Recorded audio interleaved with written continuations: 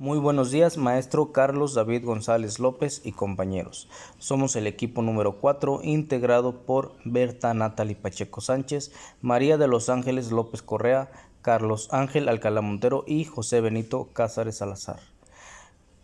Como parte del tema de las sociedades mercantiles o el llamado derecho societario, nos toca exponer los subtemas correspondientes a sociedades en comandita por acciones, así como sus antecedentes y sus características y elementos. Los dejo a cargo de mis compañeros que en breve desarrollarán cada uno de los subtemas. Buenas tardes, soy María de los Ángeles López Correa y me tocó hablar sobre sociedades en comandita por acciones. De la materia Derecho Mercantil 1 imparte el maestro Carlos David González López.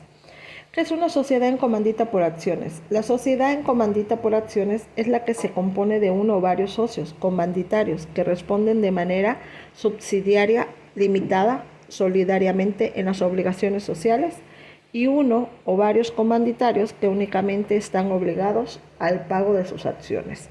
Tenemos dos tipos de socios: los comanditados, que responden personal y solidariamente de las deudas sociales y han de ser necesariamente administradores de la sociedad. Comanditarios, que carecen de responsabilidad personal y participan en la organización de las sociedades de la Junta General. El aporte de los comanditarios se representa en acciones denominadas. Podrían exigir, bajo una razón social, que formaran en los nombres de uno o más comanditarios, seguido de las palabras y compañía u otros equivalentes, cuando ellas no figuren, los de todos. La razón social se agrega las palabras sociedad en comandita por acciones o sus abreviaturas SC por A. Ejemplo, constructora FASA, S en C por A. Órganos sociales. Sería la Junta General que se registrara por la disposición de leyes de sociedades anónimas. 2. Socios administradores. 3. Tendrán la facultad los derechos y deberes de los administradores de la sociedad anónima. 4. El socio o socios encargados de la administración responden personal ilimitadamente frente a terceros de la deuda social. Y por último, el cese en la administración, que ponen en fin en la responsabilidad ilimitada del socio. El capital social no debe de ser menor a 50,000 pesos y debe de estar integradamente suscrito en acciones que deben de estar exhibidas en 20%, si son pagaderas en numerarios, o en su totalidad si no pagaderas con bienes distintos del numerario. Hay divididos en acciones. El capital social estará dividido en acciones, pero las pertenencias a los comanditados siempre será nominativa y no podrán cederse si el consentimiento de la totalidad de los comanditarios y de las 2/3 partes de los comanditarios. Hay prohibiciones. También los comanditarios no pueden participar en la gestión de los negocios sociales porque la ley le impone expresamente la prohibición marcada en los artículos. Por otro lado, la ley impone a los comanditarios la prohibición. Hola, ¿qué tal? Buen día. Les saluda Natalie y una vez más mi compañero Benito le dará continuidad al tema de antecedentes de sociedades en comandita. Una pequeña reseña histórica. La sociedad en comandita simple surgió hace más de 9 siglos con rasgos muy nítidos. Su nombre se deriva de comandare, que significa confiar, depositar, encomendar o conferir un mandato.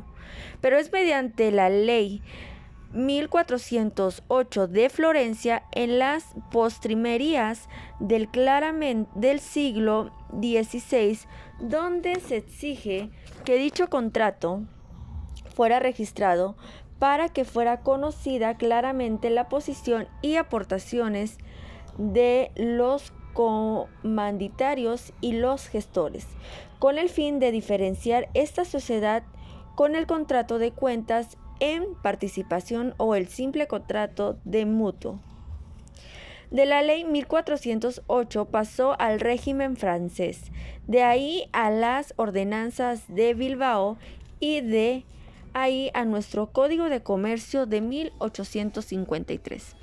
Este contrato de comenda fue utilizado en el siglo IX en el comercio marítimo, el cual consiste en que una persona llamada comendator entregaba dinero o especies a un tractator, comerciante, que realizaba un viaje por mar con escalas en las costas.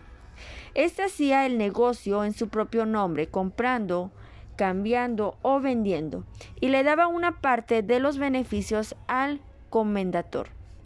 Posteriormente, el contrato se extendió al comercio terrestre y el comerciante recibía los dineros o las mercancías de una o varias personas, no para determinado viaje aislado, sino para una serie de negocios.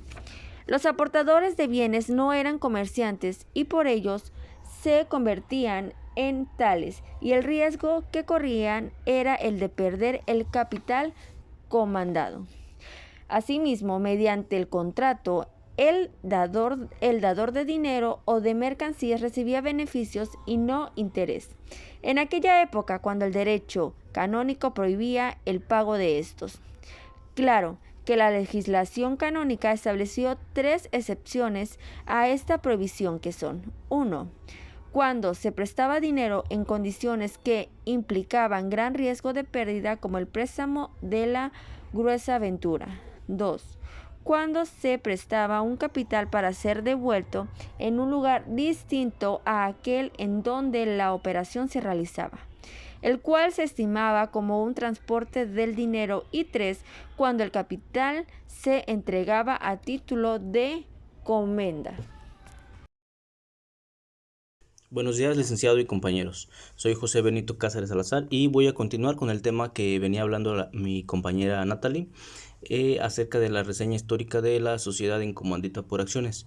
Nos dice que la necesidad de combinar de manera estable el capital con el trabajo en la realización de una actividad lucrativa, como era el ejercicio habitual del comercio, impulsó la evolución del contrato en comenda hacia la creación de un verdadero vínculo entre los contratantes, entrelazados, un socio ostensible que lleva a cabo los negocios en su propio nombre y bajo su exclusiva responsabilidad, con otro y otros socios ocultos que suministraban capital, limitaban su riesgo hacia la suma aportada y todos participaban de las utilidades en la forma convenida. La publicidad de la sociedad en comandita comienza ya con una ley florentina en 1408. Igualmente sucede en Francia, consagrándose la prescripción de publicidad en la Ordenanza del Comercio de 1673. Pero las normas sobre publicidad no resolvían las dificultades. Por ejemplo, las disposiciones contenidas en la ordenanza francesa, ya que no había en ello otro elemento definido, sino la norma que limitaba la responsabilidad del comanditario o su cuota. No regulaban especialmente la firma de la sociedad ni los demás elementos configuradores. Dadas las circunstancias económico-jurídicas de esa época, en realidad no se había elevado a tipo las sociedades en comandita. Esta trataba la posición de las personas que adoptaran el carácter de comanditarios en las sociedades generales. La permanencia de las clases político-sociales separadas hace que la comanditaria se presente como una fórmula de sociedad en comerciantes con no comerciantes, a los que se prohíbe ejercer el comercio o se ve mal que lo ejerzan, aún levantada la prohibición, nobles, clérigos y militares. De aquí la resistencia a la publicidad. Eso es todo lo que respecta a la reseña histórica. Agradezco mucho su atención. Muy buen día. El subtema al cual me corresponde es el 4.9.11, el cual tiene por nombre Características y elementos. Características de las sociedades mercantiles. Todas las empresas realizan actividades mercantiles, por tanto su forma jurídica será la de sociedad mercantil. No obstante, hablar de sociedades mercantiles es muy amplio porque existen varios tipos. Una sociedad mercantil tiene como propios una denominación, domicilio y patrimonio. Otras de sus señas distintivas son las siguientes: Se constituye mediante escritura y registro correspondiente. Tiene personalidad jurídica. Esto significa que la sociedad tiene unos derechos y obligaciones contenidos en su objeto social. Las sociedades mercantiles tienen un patrimonio activo y otro pasivo. El activo son los bienes y derechos, mientras que el pasivo son las obligaciones y deudas de la propia sociedad. Tienen que tener una denominación social que identifica a la sociedad y distingue de las demás.